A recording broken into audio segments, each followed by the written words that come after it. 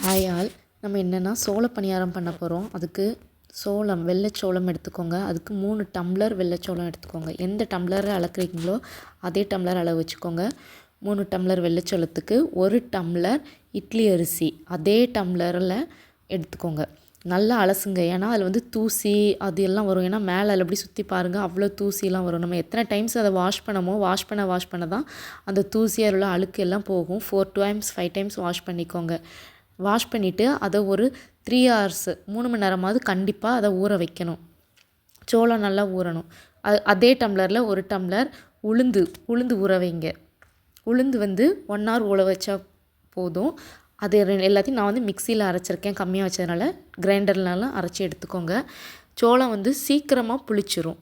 அதனால் ஒரு 5 to 6 hours கூட வச்சா போதும், டக்குன்னு புளிச்சிரும். அதுக்கு தேவையான அளவு உப்பு போட்டு நம்ம மற்ற மாவுலாம் வைக்கிற மாதிரி வச்சுக்கோங்க. நான் ஒரு 5 hours 6 hours கழித்து பாருங்கள், மாவு புளிச்சிருக்கும். இப்போ என்ன செய்கிறோம் அப்படின்னா, அதில் தாளிக்கிறதுக்காக நம்ம தாளிக்க என்னெல்லாம் போடுவோமா, கடுகு, உளுந்தம்பருப்பு, கடலைப்பருப்பு, இன்னும் வேறு எதுவும் போடனா நீங்கள் போட்டுக்கோங்க. வெஜிடபிள்ஸ் கூட குழந்தைகளுக்கு கொடுக்குங்க அப்படின்னா இதில் நம்ம கேரட் துருவி கூட சேர்த்துக்கலாம். நான் கார பணியாரம் தான் பண்ணுறேன். அதனால் அதுக்கு கொஞ்சமாக பச்சை மிளகாய் தேவையான அளவு போட்டுக்கோங்க.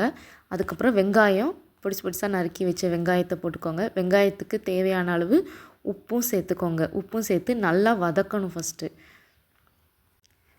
நான் ஒரு மிளகாய் தான் போட்டிருக்கேன், பச்சை மிளகாய். உங்களுக்கு காரம் காணாதுன்னா நீங்கள் கூட ஒரு மிளகாய் கூட போட்டுக்கலாம். நல்லா வதங்கி அது கொஞ்சம் சாஃப்டாக வர்ற மாதிரி வெங்காயம் இருந்தால் தான் நமக்கு சாப்பிடும்போது டேஸ்ட்டாக இருக்கும். இப்போ நம்ம அரைச்சி வச்சுருக்க மாவு இருக்கும்ல, புளிச்ச மாவு, அந்த இதில் இதை அவ்வளோத்தையும் தட்டி நல்லா கலக்கி விட்டுக்கோங்க. கலக்கி விட்டு இதை நம்ம உடனே என்ன செஞ்சிடலாம் அப்படின்னா பணியாரம் சுட்டுடலாம். குழி பணியார கல் எடுத்துகிட்டு இதே இதில் இது ஸ்வீட் வேணும் அப்படின்னு நினச்சிங்கன்னா கூட கருப்பட்டியோ ஏதோ போட்டு இந்த வெங்காயம்லாம் வதக்கிறதுக்கு முன்னும் போட்டு கூட நீங்கள் சுட்டுக்கலாம். குழந்தைங்களுக்கு கொடுத்தீங்கன்னா பணியாரக்கல்லில் நீங்கள் எண்ணெயோ நெய்யோ எது வேணுமோ அதை ஊற்றி நார்மலாக பணியாரம் சுடுற மாதிரி சுட்டு எடுத்துக்கோங்க. கொஞ்சம் மூடி வச்சு அதை சுட்டிங்க அப்படின்னா குறைச்சி மூடி வச்சு சுடும்போது நல்லா வேகும். அதனால தான் நான் மூடி வச்சு சுடுறேன்.